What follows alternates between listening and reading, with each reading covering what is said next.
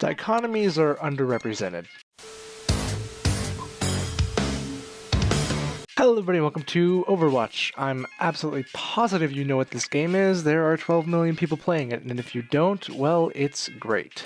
Anyways, this is a big change from what I normally do. First of all, I have some new music playing in the background. It's done by Back Alley Cat, and they're fantastic. The music is phenomenal. I paid for this album. I don't think it's still available for use, but hey, fuck it, right? I can always remake this video. Regardless, please don't sue me. I've bought a couple of your albums, including Memory Card, which is my current favorite at the time. All of that being said, let's just jump into it. You'll very often hear false dichotomies uttered out and about, and most of the time when somebody says that, they use it correctly, but sometimes real dichotomies exist. What I'm going to be talking about is something kind of in between, a pseudo-dichotomy, if you will. Have you ever thought about the two-party system and how it works in the United States? I can't speak for other countries, but at least here in the US, there seems to be a lot of debate around the two-party system and whether or not it's a good thing, or at the very least, if it's something the American people wanted, not just if it's something that happened to be this way or because of the system, how it was made. I am personally a fan of the latter. I think that the first past the post voting system and various other means have basically accumulated into this two-party system. I don't even know if we have preferential voting yet in the US. I honestly couldn't tell you. Not off the top of my head, at least. Regardless, what I'm really trying to say is that we essentially have a dichotomy here in the US where if you vote for a third party, your vote essentially makes you what's the word? Unimportant. Garbage. Something along those lines. Irrelevant, for example. Now that's not to say that actually voting for a third party makes you just less of a voter. It really doesn't. It's just that a third party is unviable, at least not without a fourth on another side. Alright, so let's say you're kind of a Republican, kind of not. Let's just say you're a Libertarian, right? If you vote for a Libertarian candidate, for example, Gary Johnson, you're probably going to split the vote between you and the Republican vote, the one that you agree with the most, more than the Democratic vote. So what you're doing basically is you're actually helping out the team that you like the least for voting the team that you like the most.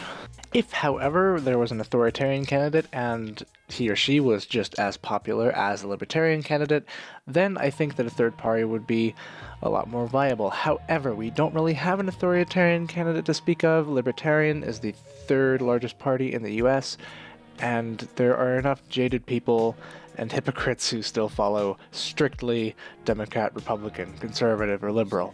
Now let's get into the scripted part of the video.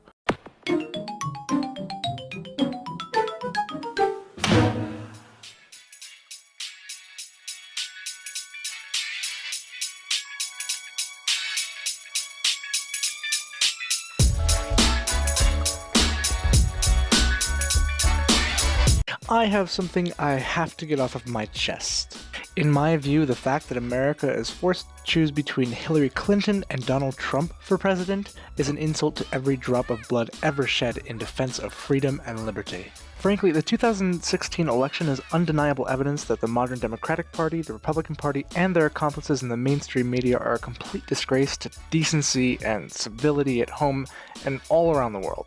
Not a single representative of either the Republican or Democratic Party represent any of the Americans that I know and love. That's basically it, but if you do care to listen a little bit more, here's what I'm thinking.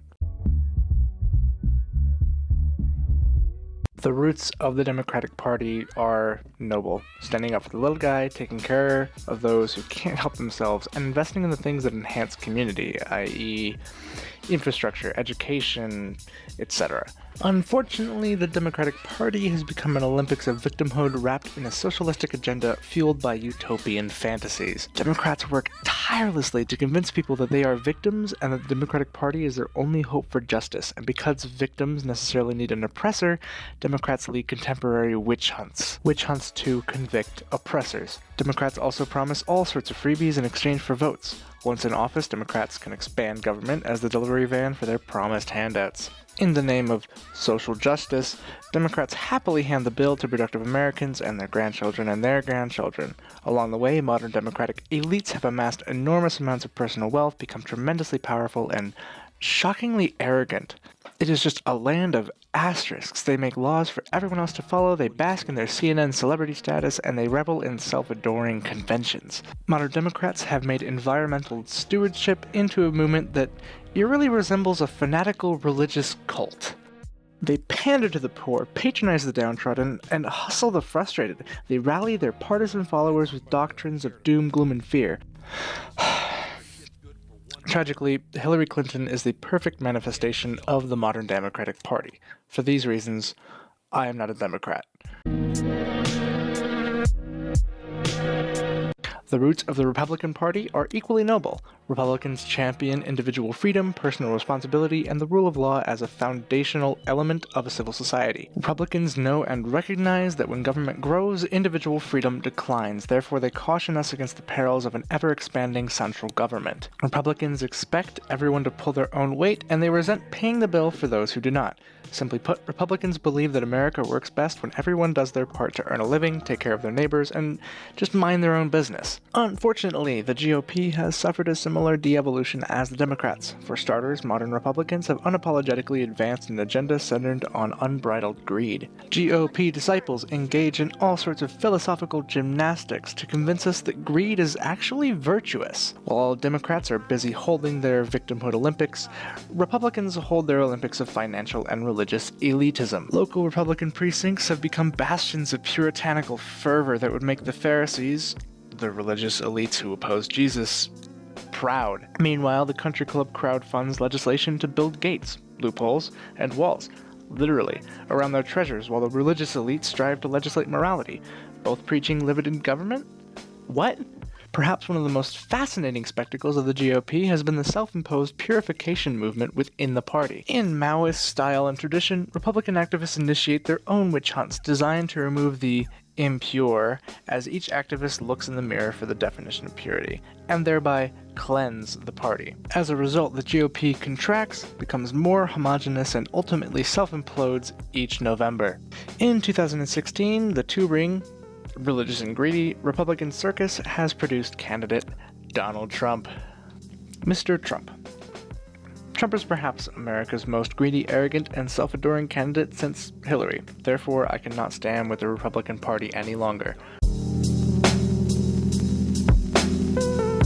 First of all, there's Vernaculus's entire channel, but secondly, we've let the pretty boys and girls who are predominantly concerned with how they look on camera simplify the complex issues of our world into 90-second soundbites. Because it is hip to be liberal, most of them join the left-leaning line dance with subtle camera angles and clever twists of words that favor their preferred candidates. But wait, there is a camera on the right too, therefore some pose for Fox.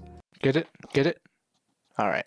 Behind the bright lights of the stage are multi-million-dollar media corporations that rake in massive profits. All of them, CBS, NBC, Fox, CNN, and now even ESPN, are players in a very lucrative Hollywood political production they call news. What was once the respectable profession of journalism is now a pageant of sensationalism and oversimplification. As a result, vast numbers of Americans will go to the polls and pick their favorite candidate with about as much sophistication as they choose their favorite NFL team. In fact, many will vote based on the actions of a second-string quarterback in San Francisco, or tweets from a basketball player in Cleveland. None of these people deserve America's trust, and we should never trust them with America's future. I'm just wondering, how long can America last under the stranglehold of the devoted loyalists in the Democratic-Republican cults and their accomplices in the media? Anyway, if you made it this far, thanks for listening. I hope you're doing well. I'm gonna get back to minding my own business. Take care, have a wonderful day. $4 billion is not enough to break even. Hello everybody, welcome to Risk of Rain. We're bringing it back to classics. This is the first game I ever played on this channel. Hey, I hope you enjoyed the video. I certainly had a lot of fun making it. Scripting is apparently a lot harder to express your true emotions about it, even though you're the one who wrote it. which is weird because when I wrote the script, I basically just wrote out what I'd normally say in a video, but then gave it its own special things, you know, different special language and all sorts of fun stuff. Just, anyways, I really hope you enjoyed it. I do like having this kind of a structure to it, especially with the little insertions here and there, the little title cards. But yeah, just like I said, take care and have a wonderful day. Really, nobody knows exactly what it means. It's very vague and nebulous. It could be easily seen as censorship. They're starting to demonetize videos based on just they're covering a controversial subject. For example, I didn't originally monetize my video about the Orlando shooting, but now it's uneligible completely, ever since they started rolling out these notifications.